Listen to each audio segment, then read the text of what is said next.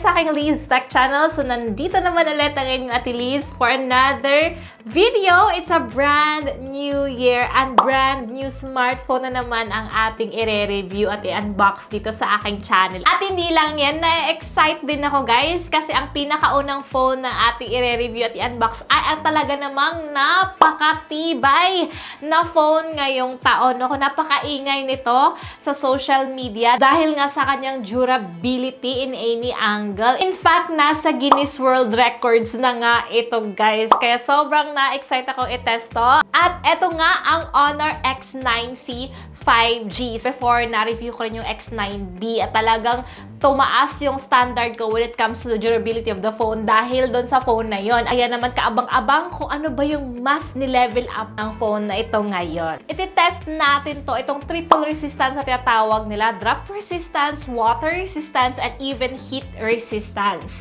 So pagkaalala ko, yung Honor X9B nila, drop resistance and water resistance lang yon.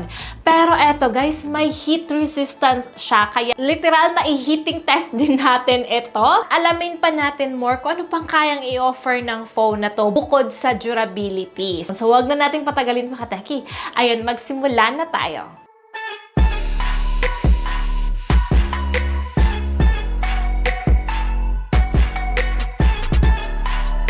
So yun na nga guys, as you can see, ito yung box ng Honor X9C 5G. So nakikita niyo agad dyan yung itsura ng phone. Ayan, meron naman silang other colors actually. At ito na nga guys, ang kanilang titanium black. And as you can see there, even black yung color niya guys, ay talagang napakaganda pa rin niya. So by the way, yung accessories na meron kasama ng phone na to is meron siyang free na clear case.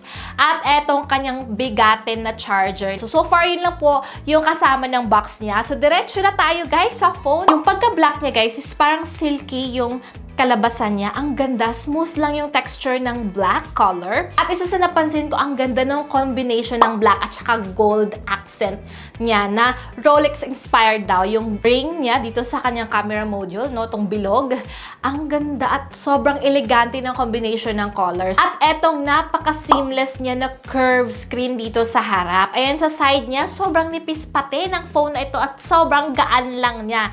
So, there makikita niyo yung kanyang volume rocker sa gilid. Then sa upper, may tatlong butas. For sure, speaker din to. At dito sa baba, ito may speakers din. Then, Type-C charging port at ang kanyang SIM card tray. And na-excite na ako sa testing talaga nito. Kaya, go na tayo sa testing na agad-agad. Inuna agad namin itong kanyang heating, guys. Literal na kumukulong tubig, guys. Ilalagay natin ang phone na to. Talagang kabado ako kung ilalagay ko ba talaga siya. Patrinay na nga namin. At ayan, nilagay na namin siya, guys. At binilangan namin ng at least 10 seconds nga lang yung binilang ko kasi natatakot talaga ako. But, guys, in fairness, wala talagang nangyari sa kanya bukod sa, syempre, uminit yung phone kasi nilagay natin sa kumukulong tubig. Pero apart from that, guys, screen still functioning really well. At pati basta siya, move pa rin yung screen display. Talaga namang pangmalakasan, nag-level up nga talaga etong kanilang mga phones ngayon ng Honor. Hindi talaga sila nagpapatalo din, guys. At ayan, hindi pa tayo natatapos sa heating. Tinest din namin to sa Smash.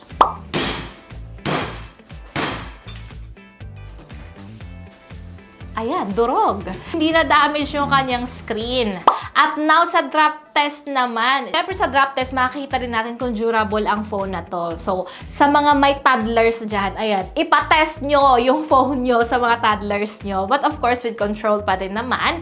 So, yan, tinay kong ibigay ito sa akin. Pernakis, guys. And in fairness, kahit tinapon-tapon na niya yung phone na ito, nakita nyo naman, walang damage. Kasi kahit wala itong protective case, kita nyo kahit yung mga angles niya, no, doon sa mga corners ng phone na to. Usually, ito yung normally nadadamage kapag tinatapon. Pero kung makita nyo, hindi siya nagka-scratch.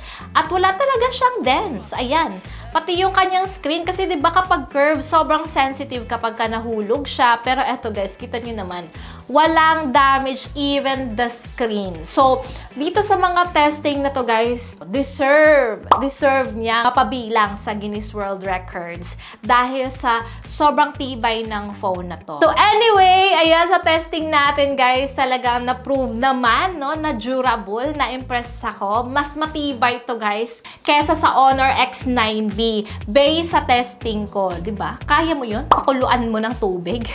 Pero na-survive niya yon. Talaga naman din in fairness, na-convince naman din akong solid nga ang phone na ito. Pero hindi pa talaga fully convinced kasi 'di ba, paano naman kung durable nga pero pangit naman yung system niya. So kaya naman titingnan natin at sisilipin natin kung palaban din ba yung system ng phone na ito. Lalo na sa performance niya. So ayan guys, as I explore this phone, nakita ko etong kanyang battery and charger. Etong battery nito guys, ang laki. Kung usually 5,200 yung mga batteries na nagsilabasan last year, eto guys, 6,600 mAh ang battery nito. Kaya naman na-shock ako, paano niya pinagkasya to sa ganitong body? Di ba ang nipis niya, tapos ganun kalaki yung battery niya. So, naisip ko baka gimmick lang din ito. So, anyway, tinest ko siya para ma-confirm kung long-lasting ba yung battery niya. And in fairness sa testing ko guys, isang araw naming ginamit yung phone na to, but talagang nag-survive siya in a day. Kasi napakalaki ng battery niya at hindi siya malakas kumuha ng battery life. So, yun yung maganda sa kanya. At eto pa yung isa din sa na-observe ko rin pala sa kanya. Bukod sa long-lasting ang battery nito, is fast charging din siya. From 4% guys, 10 minutes lang naging 22% na siya. 30 minutes naging 52% at 43 minutes naging 67% agad. Hindi pa umabot ng isang oras yan. Doon nakalaki yung percentage na inangat niya. At yan na nga guys, sa 63 minutes, makita nyo agad dyan, 93% agad siya. So, obviously, napakabilis po ng charging niya. In fact, 1 hour and 30 minutes fully charged na talaga yung phone na to. So again, case-to-case basis naman yung experience. But sa experience ko guys, masasabi ko talagang napakabilis niyang i-charge. Diba? 6,600 mAh battery pa siya. Ang laking capacity nun. Talagang nabilisan na ako sa charging experience niya. And ayan guys, nakita nyo na even pala sa charging and sa battery performance ng phone na to ay impressive din. And now sa kanya namang performance when it comes to the camera, lumalaban talaga si Honor this year. 108 MP din yung main cam niya.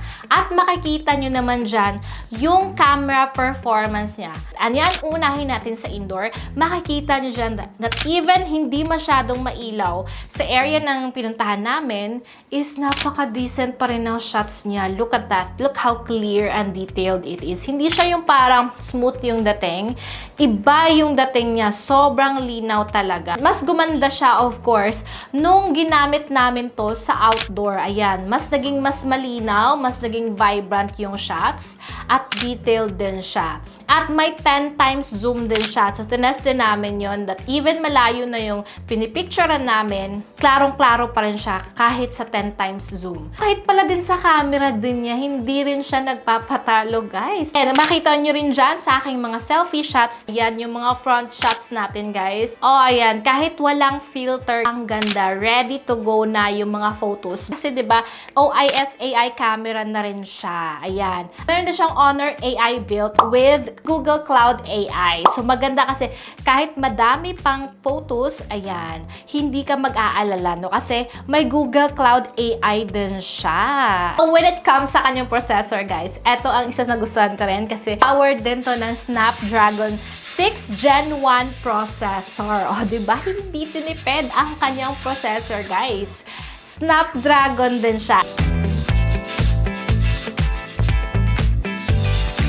Solid ang performance ng phone. At ayan na nga, tinas natin yung Antutu benchmark score niya. Naka 539,500 ang kanyang Antutu score. Napakalaking score na yon. So it means ganun ka-solid ang kanyang performance. At there nga, tinest namin to sa gaming, guys, para mas makita nyo talaga ang gaming performance ito. Honor of Kings, at makikita nyo dyan, naka-ultra frame rate na siya. Yan, at naka-ultra setting. Nako, napakaganda niyang paglaruan din, guys. Sobrang smooth ng kanyang gaming performance. Hindi rin mananakit yung mata nyo kasi may PWM dimming na siya na 3,840 Hz. Even the peak brightness of this device is 4,000 nits na rin. So, kahit nasa outdoor ka, no, lakas ng sunlight exposure, makikita nyo pa rin yung screen display as per our experience. At ayan na nga, sa mga magtatanong naman, paano naman ang kanyang storage and RAM at least. 256GB ROM na rin siya at may 12 plus 12GB virtual RAM. So, in total of 24GB RAM. Kaya naman pala, kahit may mga naka-install na ako na mabibigat na apps or gaming apps at marami na rin akong photos and videos na store dito, smooth pa rin po yung performance niya. Ayan, makita nyo naman dyan sa ating experience, no? So, now nakita nyo na guys, ang kanyang performance, no? Durability test at even yung gaming, ayan, yung performance talaga ng phone, cameras, at nakita nyo naman kung gaano din ka-smooth, at yung gaano kaganda yung camera niya, and even the battery, di ba? Sobrang bilis i-charge at long-lasting yung kanyang battery. Malaki-laki din ang kanyang storage at RAM. But, meron din naman ako napansin sa kanya na hindi ko masyadong na-appreciate. Katulad nung sa video niya, guys, kasi wala po siyang video stabilizer. Ayun lang po so far yung nakikita kong medyo konting downside niya when it comes sa kanyang camera performance sa video recording. But the rest of it, guys, the photos, it's very nice, it's very clear. So, kung yun yung mga prefer nyo when it comes to phone, ay talagang sulit na siya ngayon dahil nga 'di ba? Ayan lang po yung presyo niya, guys. Para sa akin sobrang reasonable na po yung presyo niya doon sa performance na ipinakita niya. At kung tatanungin niyo ako, Ate Liz, kung sulit ba?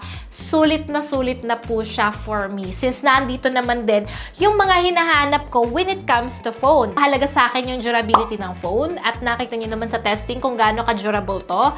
At yun yung isa sa pinaka-hinahanap ko, no, yung quality ng camera at of course, yung kanyang battery. At so far, ang ganda rin naman ng battery at camera performance ito. At even nga yung gaming, diba? Kahit hindi naman to gaming phone, ayan, nakita nyo naman yung gaming performance kung gaano din siya ka-smooth sa gaming. So, ayan, nakita nyo naman lahat. Again, nasa inyo pa rin po yan kung anong prefer nyo when it comes to phone. Basta para sa akin, sa experience with this device, talagang masasabi kong napakasulit na nito ngayong taon. So, sa mga gusto mag-upgrade or bumili ng bagong phone, ayan, grab yours na before it runs out. Kasi for sure, available na to ngayon. For sure, marami ang bibili nito dahil napakasulit na niya sa presyo niya.